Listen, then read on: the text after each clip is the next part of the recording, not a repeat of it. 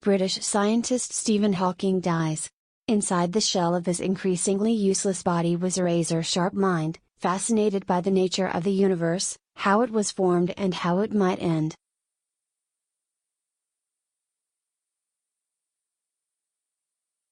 Renowned British physicist Stephen Hawking, whose mental genius and physical disability made him a household name and inspiration across the globe, has died at age 76.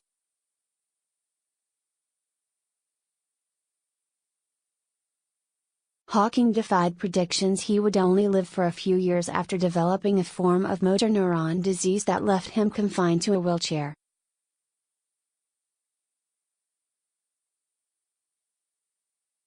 Born on January 8, 1942, 300 years to the day after the death of the father of modern science, Galileo Galilei, he believed science was his destiny.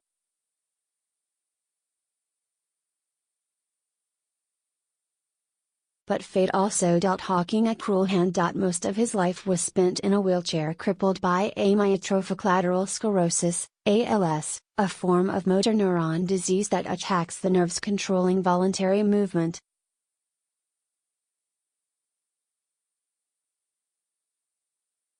Remarkably, Hawking defied predictions he would only live for a few years, overcoming its debilitating effects on his mobility and speech that left him paralyzed and able to communicate only via a computer speech synthesizer.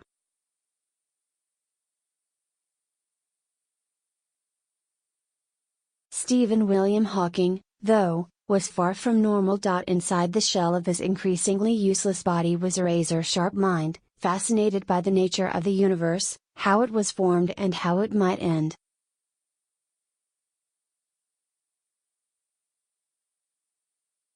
Much of that work centered on bringing together relativity, the nature of space and time, and quantum theory, how the smallest particles in the universe behave, to explain the creation of the universe and how it is governed.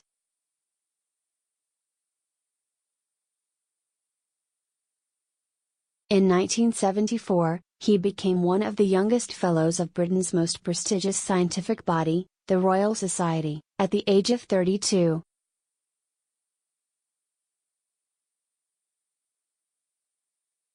In 1979 he was appointed Lucasian Professor of Mathematics at Cambridge University, where he had moved from Oxford University to study theoretical astronomy and cosmology.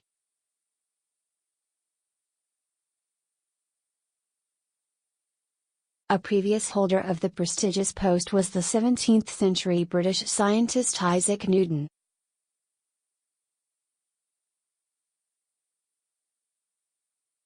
Hawking eventually put Newton's gravitational theories to the test in 2007 when, aged 65, he went on a weightless flight in the United States as a prelude to a hoped-for suborbital spaceflight.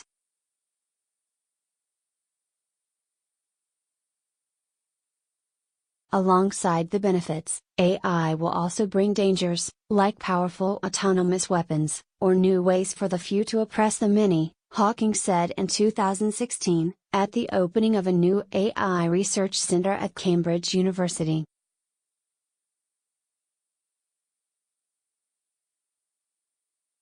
Hawking's genius brought him global fame and he became known as a witty communicator dedicated to bringing science to a wider audience.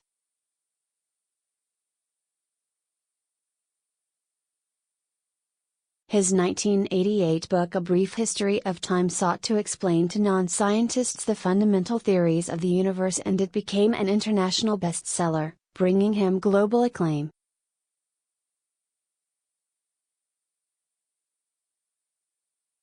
It was followed in 2001 by The Universe in a Nutshell.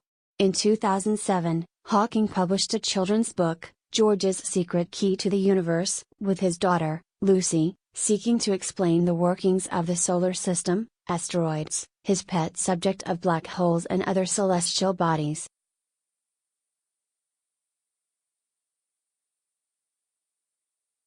Hawking also moved into popular culture, with cameos in Star Trek, The Next Generation and The Simpsons, while his voice appeared in Pink Floyd songs.